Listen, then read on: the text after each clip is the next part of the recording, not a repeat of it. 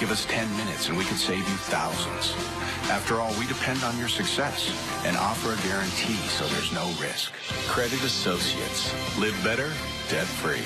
Find out how easy it is by calling now. For the secret the credit card companies don't want you to know, call Credit Associates now and see how much money you could save for free. Call 1-800-906-1967. Today at 4 on ABC 22. Your me time is here, because The View is live. Bey Beys on board. The Bay Hive and beyond are buzzing about twins on the way. Is she sending a secret message with this photo? The ladies investigate. Plus, this Gucci bag worth almost $2 grand could be yours by the end of the show. So don't miss 1 second. And Dr. Phil McGraw reveals his plan to heal a divided America and how his show became the hottest meme of 2017. Catch me outside. How about that? Let's go! How about some hot topics with Whoopi, Sunny Hostin, Joy Behar, Sarah Haynes, and Jedediah Vila. Now, let's get things started.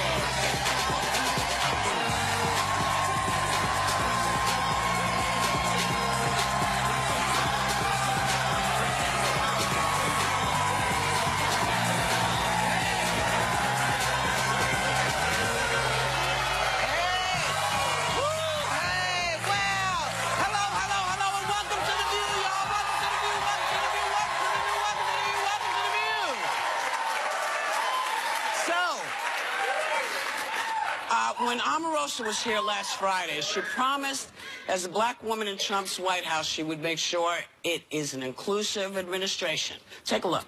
I'm honored to serve all of the different groups who want to engage with this administration. In fact, right now I'm planning our Black History Month program, and it's going to be extravagant. And here is the extravaganza that President Trump threw to kick off Black History. So this is our little breakfast. I'm very proud now that we have a museum in the National Mall where people can learn about Reverend King, so many other things. Frederick Douglass is an example of somebody who's done an amazing job and is being recognized more and more, I notice. Are you done an amazing job? I want to point out that Frederick Douglass died 122 years ago. But he did an amazing job when he was alive. He did an amazing job. And apparently the reporters weren't quite sure what to make of the president's comments about Frederick Douglass. And his press secretary, Sean Spicer, didn't really help clear anything up. Let's take a look. Well, I think there's contributions. I think he wants to highlight the contributions that he has made. And I think through a lot of the actions and statements that he's going to make, I think the contributions of Frederick Douglass will become more and more. It's clear that these two white guys know diddly. But you think between the first incident and the second, they'd like open a history book or something, or phone a friend, maybe? Yeah. But there were, okay, so Twitter blew up because people caught on to this. There are some people that know he's passed a while ago. So Trump Black History became a hashtag. I celebrate Jesse Jackson, who with his brothers, Michael, Jermaine, Toto, and Andrew, wrote the soundtrack of our lives. And then another one, Trump Black History. Malcolm X was a great leader. No one could have led the X-Men better. He was hugely successful. Spreading education every day. This was so shocking to me because Omarosa did say here, you know, I asked her, what does she say to the criticism that people are basically saying that Donald Trump is just using her for optics, that he doesn't care about black people. And she went off on this long explanation about how, you know, she was the American dream and how she was there to teach him. I don't know what she has taught him. I guess he missed that lesson. He must have missed the lesson. I mean, one thing that I think Omarosa should tell Donald Trump is that, you know, he's constantly talking about black people in the inner cities without jobs. And 84.4%, Mr. Trump, is the percentage of blacks 25 and over with a high school diploma or higher. The U.S. Census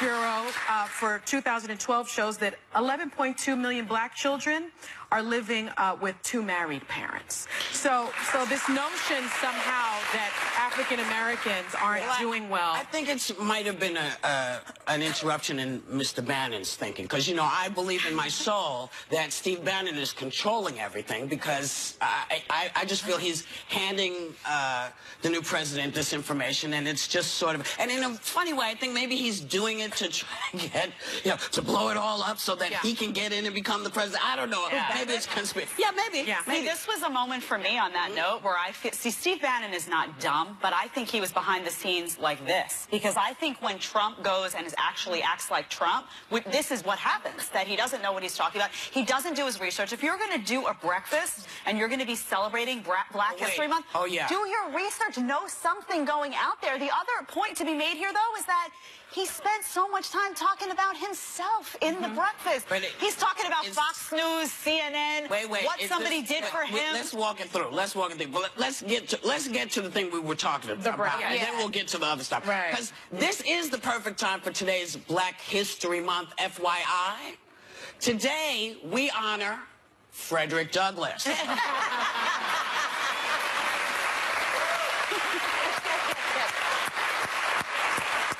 For those who don't know, Douglass was born a slave, escaped to New York at 20, went on to become a powerful leader in the anti-slavery movement. He was the first black citizen to hold high government rank, including diplomat to the Dominican Republic and later for the Republic of Haiti. He was also the first black person nominated for vice president of the United States as Victoria Woodhull's running mate on the Equal Rights Party ticket in 1872. There are volumes you can read about this incredibly great American for those who are interested. Right. Well, but it's out there. Even if you didn't know, even if you didn't know the depth of the history, shouldn't you know the guy's dead? He's not alive. I mean, not just a little dead. I mean, 122 years. They're talking really about dead. it. He's like just dead. Okay. But you know, let's go on, because our president did shed some light on his priorities at this morning's National Prayer Breakfast. Take a look. They hired a big movie star, Arnold Schwarzenegger, to take my place. And we know how that turned out. The ratings went right down the tubes. It's been a total disaster. And Mark will never, ever bet against Trump again. And I want to just pray for Arnold, if we can, for those ratings, okay? Wait. Now, Arnold was quick to answer his prayer with this suggestion. Take a look. Hey, Donald, I have a great idea. Why don't we switch jobs? You take over TV, because you're such an expert in ratings, and I take over your job. And then people can finally sleep comfortable again. But here's the question before you say it. Does this mean Arnold's going to have to watch his immigration status? Yeah, that's right. Well, he was governor, so I guess. Yeah. But I don't have time to pray for Arnold. I'm too busy praying for Melania. Well, it's super tone deaf when you think of all we've talked about and all these people with this travel ban that have been stuck. And whether you agree or don't agree, we all agree that there were innocent victims with their lives at stake, and you're praying for someone on TV. Like, and you're the executive producer of that program. It's an embarrassment. It's an embarrassment. To him. It's a prayer. That he's worried about Apprentice when the world is full, and he's creating such chaos around the world. And also, wasn't he elected by the so-called Rust Belt voters to get jobs? Why doesn't he concentrate just on that? Just that one thing. That's the thing. Yeah. And it's, you know, as somebody who, I didn't vote for him, but I do support a lot of what I'm seeing. I have to say, Donald, it's not about you. It's not about your ratings. It's not about, stop caring about this stuff and start caring about jobs. Start caring about the people behind the scenes who gave you. You wouldn't have this job if it weren't for the hardworking people who believed in you. And the FBI, don't forget them. You owe, well, The Russians. and the Russians. Yeah, but he owes people. He's indebted to them because he wouldn't be in that position without them, and they don't want to hear about Fox News or CNN or his ratings or nonsense. They want to hear about how he though if he doesn't start speaking to what he told them. Well, now you got something to pray for. That he doesn't get reelected. Well, you're already another re-election. I'm already in church. I'm not a religious person, but I'm going back. I am. I'm going back. What was strange to me was just you know, this is the National Prayer Breakfast, and it has been taking place since 1953. You know, Dwight Eisenhower participated. Was the first president to participate in the annual event. So how could you say something like that in front of not only Americans, there are 3,500 guests, including international invitees from over 100 countries. Because he doesn't know the difference. He doesn't get it. Because he's an egomaniac. He thinks it's brilliant. So he thinks it's interesting. He thinks it's fun. He's an egomaniac. Steve Bannon, we see what you're doing. Egomaniac. We know what you're doing, Steve. We know you are slipping him all this information. We know this is you, President Steve Bannon. We're hip to you. Hold on, we're going to go and come right back. We'll be right back. Still ahead, condemnation? Sunny's surprising discovery at her son's school that has her rethinking what safe sex really is. This February, The View is on fire. You have a little spice, a little fire. Burning things up with the hottest topics. And just look who's firing things up tomorrow. Jason Biggs, Robert De Niro. And that's just for starters. Hey, everyone's coming to The View. Plus, get this, Guy Date Friday is back. Just wait till you see the guys that we have lined up for you on Friday. TGIF. Wait. There's more. We're gearing up for the biggest game in football, and I'm gonna be there. Plus, tomorrow, the Choose Carla Hall is serving up the tastiest tailgate anywhere. You don't want to miss this. Told ya, we're serving things up hot on The View all February.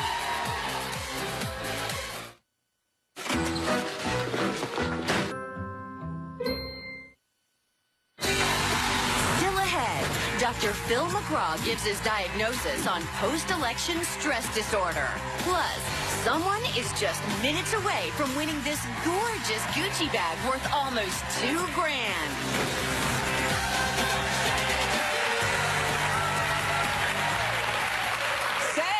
Hey, Thursday, what's happening? It's funny you ask. Elevate your Valentine's Day gift to a work of art this year with Minted, a design marketplace of the world's best emerging artists where you create custom personalized gifts your loved ones will treasure. Check out unique classroom Valentines, photo cards, and one-of-a-kind art gifts. And thanks to Minted, get ready, members of our audience are getting a $200 Minted voucher.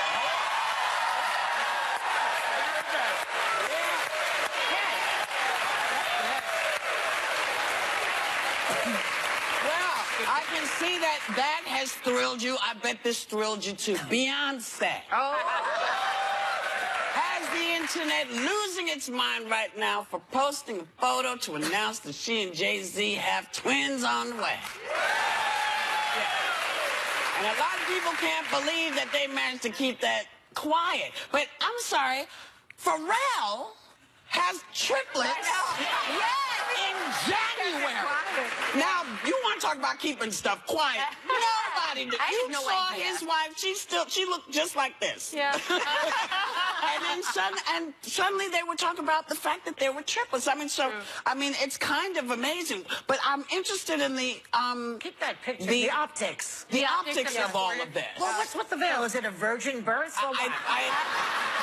artsy, though. I think Sarah has some information. The big thing here is she's showing her belly. And so the idea of birthers isn't just a political issue. There were people that questioned whether she gave birth to Blue Ivy. So this is kind of in your face, in my belly picture to let her know she's got twins in there. You've also got the flowers are kind of both colors. A lot of people are questioning that they're not giving away the sex or gender of the babies.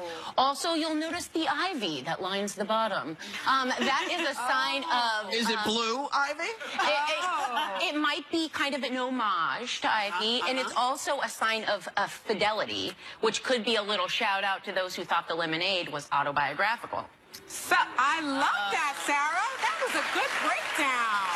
Cheers. Oh, my God. That was excellent. Exhausting. That was exhausting. Whatever happened to the births? You know, people used to send out a birth announcement. I'm pregnant. What happened to that? Well, nobody said that. Wow, so beautiful.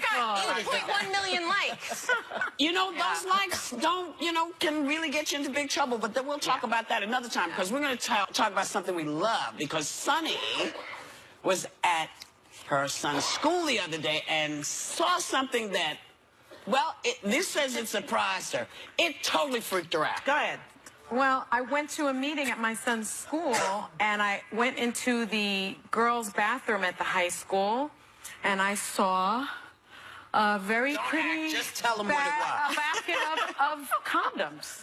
I thought it was an offering dish. Yeah, and it was very prettily presented, and I was freaking horrified. But it was, as you can see, you know, I mean, I said that to my husband. It was in the girls' bathroom. It was in the girls' bathroom. And the thing is, you know, the school didn't tell me that they were doing that. I mean, I know he's 14. Listen, I know that he knows about sex, and I've had that conversation with him. But, you know, I have, but we teach abstinence in our home. I mean, that's our faith. That's what we teach. And just the fact that the condoms were just like, take me. I was really uncomfortable with it. Your suggestion of a condom would send a kid to sex, then they were about to go there anyway. Yeah. Like, I think the big thing for me is that I would also, I'm very comfortably right now with a child that doesn't walk yet. So sex is not on our radar quite yet. But I also believe, like, even if that's where it comes from in the home, it's important to arm your child from the inside out to handle those situations rather than feeling you can guard the world from them, because that will be an unwinnable battle. Yeah. Like, it'll be everywhere. I understand, though. I understand why you were upset for the mere fact that you didn't know that was going on. No, and I think, you know, these are minors, and I strongly believe in parental rights and your right to decide what message you give to your children, and you need to know what's going on in that school. So if they had come to you and said, look, this is our policy, we have condoms available in the bathroom, this is how we run the school, we feel the need to let you know before we enact this policy, get some of your feedback. I think that's the way to go. They said nothing. And they shouldn't have, because the fact of the matter is, we don't teach children how to avoid having sex. We don't teach it in school. We don't teach anything about sex. Parents don't want to have the conversation. They always say, I want to be the person, but they never do it. So you have to know that he didn't tell you because it's not something he's interested in. He's not doing it. Do you understand? Yeah. Your son says, my face says, I'm a wait.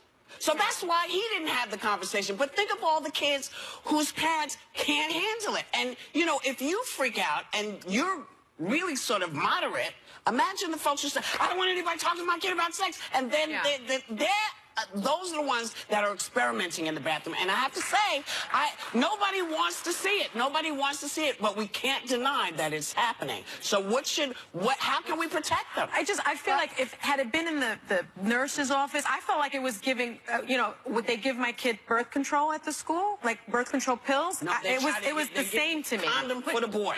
It's not a conversation, though. Like, I hear what you're saying, and I think it's a good point, but by placing condoms in a bathroom, that's not the school having a conversation with the kids. That's saying, here, it looks like candy. It's fine. Don't worry about it. It looks like candy to me. It's reality-based. It is. It's reality-based. They know that kids at that age are having sex. Yes, but you know, there are hundreds of moms in that school, and not all of them feel like Sonny. And so somebody has to do something. I hate to stop us, but we have to go and come right back. He gave me the two-prayer thing. He gave me the two-prayer. Sorry. That's great. Good. Hey, Dr. Phil here, about to visit with the ladies. And here's a Dr. Phil fun fact. Did you know a study shows that since Trump was elected, therapists are more in demand? He's already a job creator. I'm Hall of Famer Jerry West, and my life is basketball. But that doesn't stop my AFib from leaving me at a high risk of stroke. That'd be devastating. I took warfarin. Scandal, Olivia is out for the win. You said you wanted the O, and it was my job to get it for you. And How to Get Away with Murder serves up a WTH confession. I killed Wes. Stock up on wine and popcorn. On it. See? We're on it. New TGIT tonight, 8/7 Central on ABC.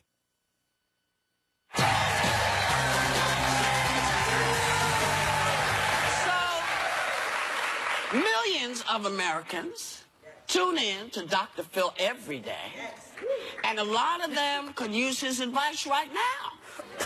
Yeah. So we're going to talk to Dr. Phil McGraw. Welcome, man. Welcome back.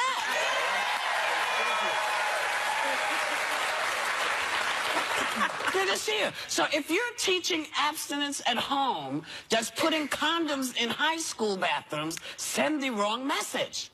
In the girls' bathroom. In any bathroom. Any bathroom, yeah. You got to tell the parents. If you're going to do it, tell the parents, because the thing I've always said is, as parents, we're not going to be the only voice in our child's ear, so we need to be the best voice in our child's ear.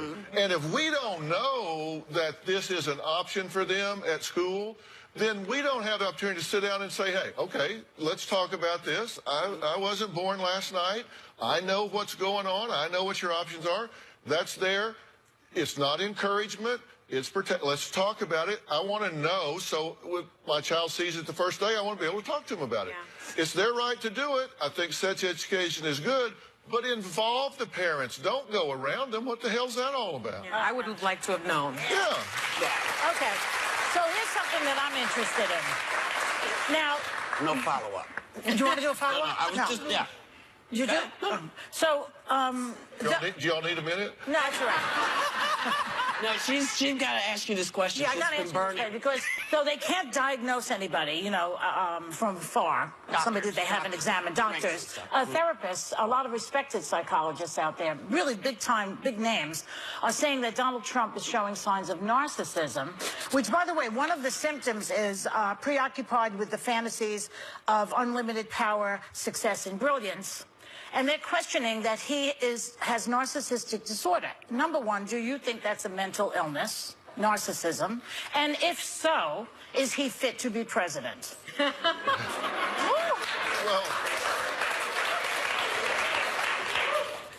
Well, Counselor, that's a compound question, and I object. But, you know, people talk about narcissism, but they don't really know what it means. So I brought a list from the DSM-5 about what narcissism really is, because if I asked people to stand up and define it, they wouldn't know. All right. And let's just take a vote. One, has a grandiose sense of self-importance. Check. All right, check. Okay. Next. 2, is preoccupied with fantasies of success, power, or brilliance, which you said. Check. Okay. 3, believes that he or she is special or unique. Check. Can only be understood by special people. 4, requires excessive admiration. Oh, check. Has a sense of entitlement, which means is very thin-skinned. Oh, check. Is interpersonally exploitive. Lacks empathy. Has the inability to stand in other people's shoes. And understand you mean like when he makes fun of people who are handicapped or I'm just disabled. reading it. You interpret it however you want. Is often envious of others or believes that others are envious of him or her. Shows arrogant and haughty behavior. How many people does that? That's a lot of people. Well, that is a lot of people. And if you take out everybody that has any of those characteristics, then you're going to take out a lot of people, including some at this table. But yourself included. Absolutely. Really? Which one are you? Well, I'll tell you what. Leaders. Which one are you? Let's see. I would have to check a few of these. You have to have all of them, though, to be a narcissist? First off, you have to have a number of these present for an extended period of time, and they have to be disruptive to your functioning. Duh. Okay? As we disruptive to your functioning. And so the question is this malignant to the point that it puts people's lives in jeopardy, puts our futures in jeopardy? That's what you have to decide. I doubt that there's ever been anyone that has sat in the chair of the presidency that didn't have some type of imbalance mentally or emotionally at some point in their lives. Well, Nixon did, we all have our, we all have our hearts broken. We all have things that we go through. You wouldn't look at President Obama and say he has narcissistic disorder. So you can't just say they all have it. I didn't Some say they people all have it. all the things you said. Right. We just checked every one of them. I said most leaders are under a lot of stress and pressure. So a lot of them will show anxiety, depression at different times. A lot of leaders will have some affliction at different times because of the pressure and demands of the office. She could talk about this all day, so why don't we come over here? Yeah. I have to ask about a moment on your show that's gone viral. The original clip has over 21 million views. I think you know what I'm talking about. The sassy 13-year-old girl that got a little annoyed with the audience, but let's take a look at this clip.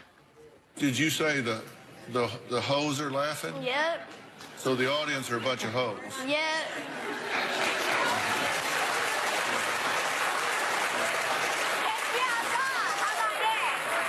Catch me outside. How about that?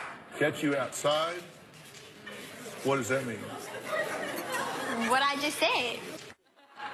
Duh. Now, this girl has become the biggest social media sensation of 2017. She spawned a meme. She spawned an emoji. You'll see this? Catch me outside. How about that? That's me. That looks like you. That's my emoji. Yeah, that's you. Also saying that. There's a song. I think we have that too. Catch me outside. Catch me Catch me outside. Catch me outside.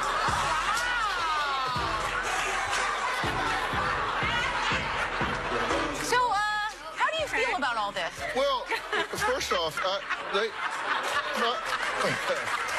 my internet people were telling me the other day that if you put them all together, there's like 157 million views of this thing. Wow. And at the time, and I'm part of this song because they have me saying, what?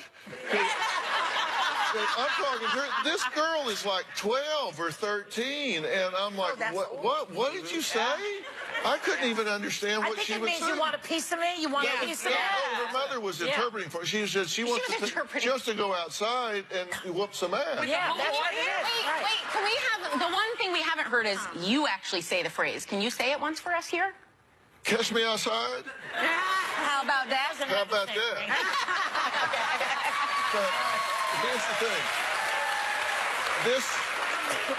This young lady was very much on self-destruct. We sent her to a very intensive therapeutic program for kids, and she spent 60 days there. And I can tell you here what nobody else knows is she's going to be back on the Dr. Phil show next week. And so we're going to see what's happened. Is she still the way she was, or has she made some changes? I want to jump in because, you know, on today's episode of Dr. Phil, you have a different teenage girl, a 15-year-old girl, Kayla Wasco, on. She made national news when she went missing in December. She was found days later 200 miles away with a 37-year-old man. Was she abducted or did she run away? Well, this was an Amber Alert situation. This girl went out her bedroom window. What we found out was she ran away with a friend of hers' father, who was a sex offender. Ew. Oh. And she had been in a Can I interrupt you relationship. for 1 second? Because we have a clip I want to show the audience. You were leaving the house like you were going to school, but you were actually going to meet up with this 37-year-old man. Yes, he would pick me up at the neighborhood behind the school.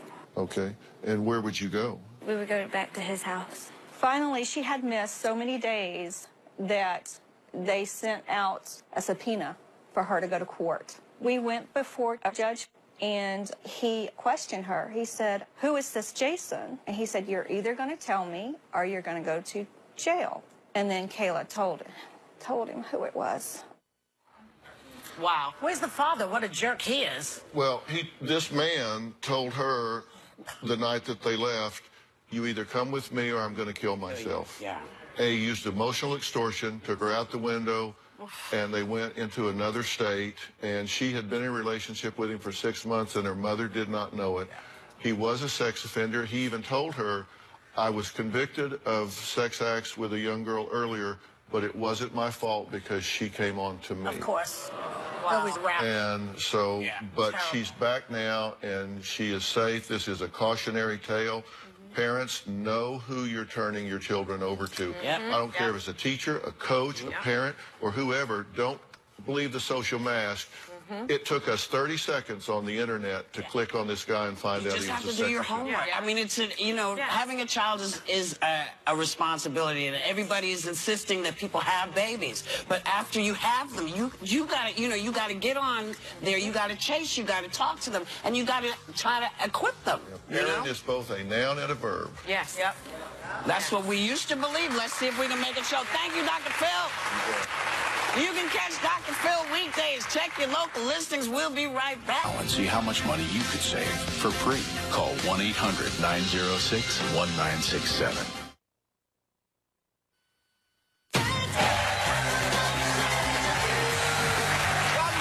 Last night, students at UC Berkeley staged protests against the planned speech of an editor from Breitbart, and the whole thing got violent.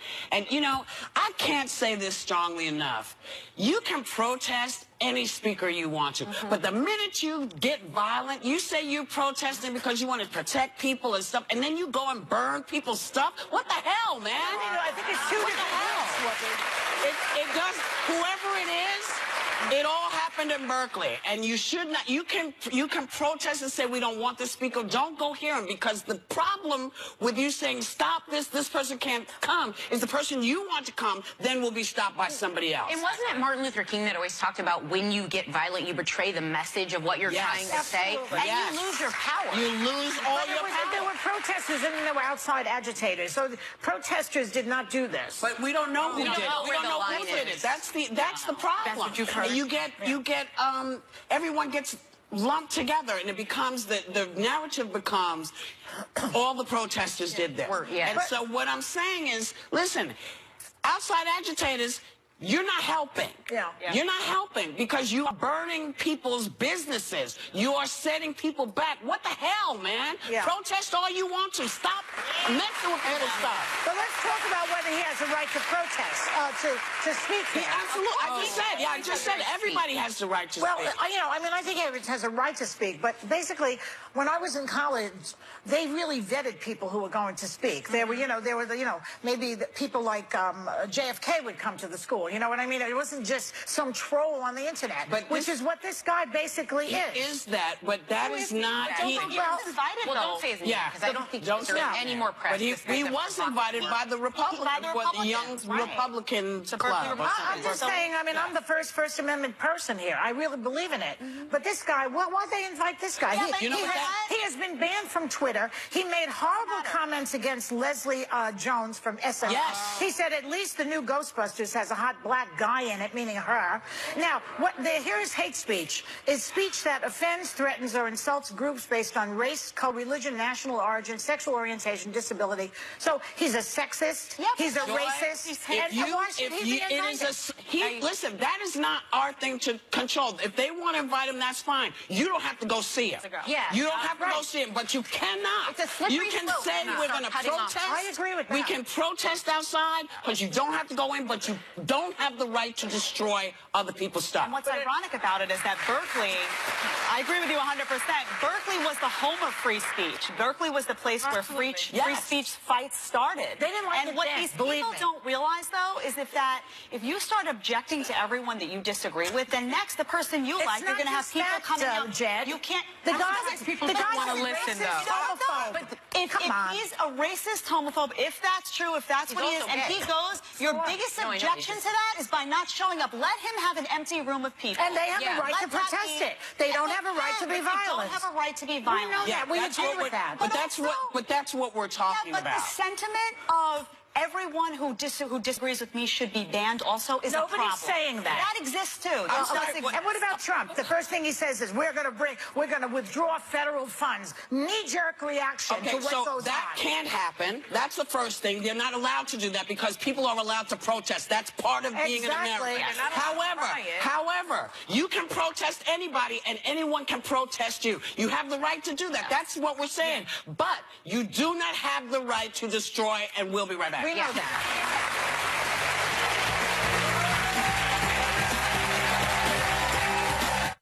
So Hot Topics on The View are only getting hotter. Here we go. And everyone wants to join this party.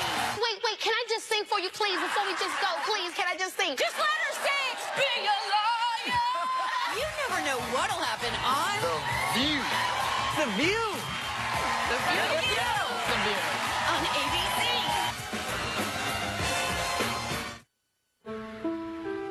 Another lost sock. Ever wonder why they leave?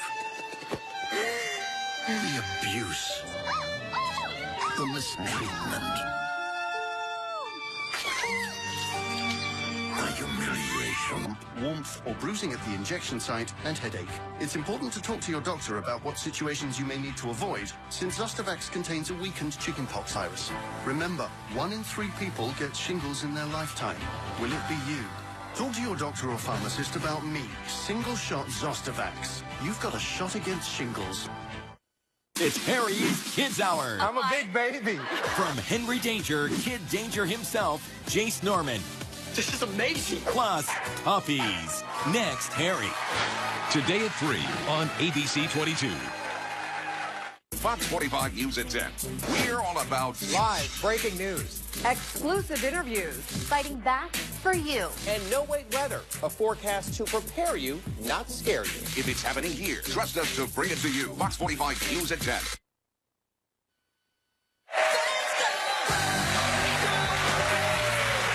So, yes, we're back. There's a new dating site that will match you with someone who dislikes all of the same stuff that you dislike. So you can find love through shared hate. Yep. Seems to make sense to a lot of people. Yep. Yeah, my husband and I both like those condoms in that bathroom, I'll tell you that much. I showed him the picture and he didn't like it either. If one of those little girls was pregnant and pointed at your son.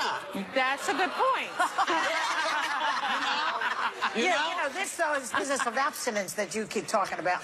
It's not going to work out? No. Because you know what? She lives in her faith. She just does. Yeah. And they raise their family in their faith. The thing that frightens me when I see this is, remember, we've had 2 generations of young women who said, well, I didn't put it on because he said it doesn't feel as good with a condom. You know what? I'd rather they were in there so that girls want to put them in their pockets. And if they get, if they find themselves in a position, because hold up the condom and see God flee away. That's the best abstinence. You have to use this.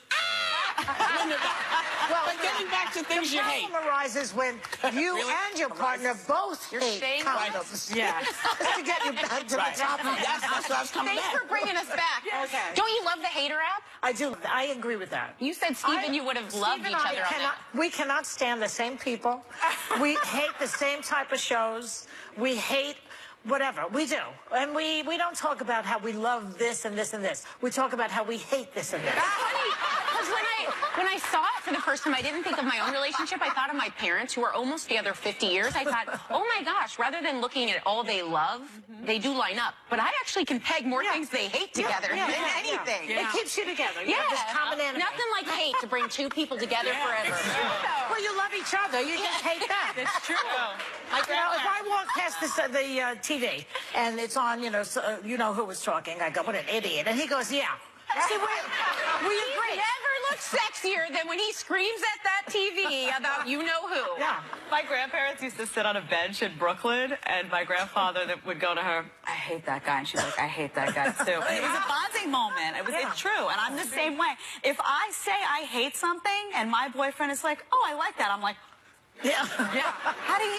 I don't know you. Like he cheated. Maybe I don't know you. Yes. Right? You know what I hate? Having to go. Yes. Yeah. We'll be right back. Is this about to be your brand new bag? One viewer is winning this gorgeous Gucci worth almost $2 grand right after this. Okay. Defy expectations any day with Always Infinity. Made with Flex Foam. Absorbs 10 times weight. Rewrite the rules. Always. Wait till you see this. Big surprises. Super shortcuts. And a week full of do's and don'ts on cooking for your game day crowd. 2 different meals, 1 cut of meat. It is fantastic. The Chew, this week on ABC. I can't wait for tonight.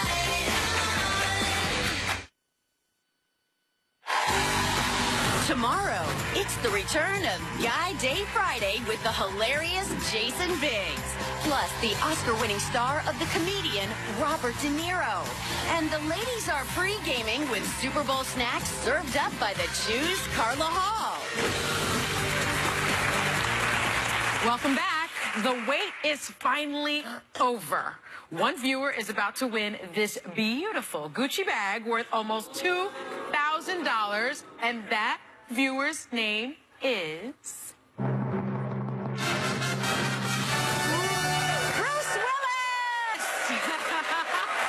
Bruce Willis? Bruce Willis, I don't like the actor. What is his name? He's Bruce Willis, like the actor. But I love it. Congratulations, Bruce. Thank you, thank you. Now, what are you going to do with the bag? Give it to Demi Moore. No. I'm giving that back to my best friend, my lover, my wife, Phyllis Willis. Congratulations. Congratulations. Thank you guys so much. To the Willises. Yeah. Thank you guys for coming. You made us have a really wonderful show. We want you to have a great day and take a little time to enjoy the view, y'all.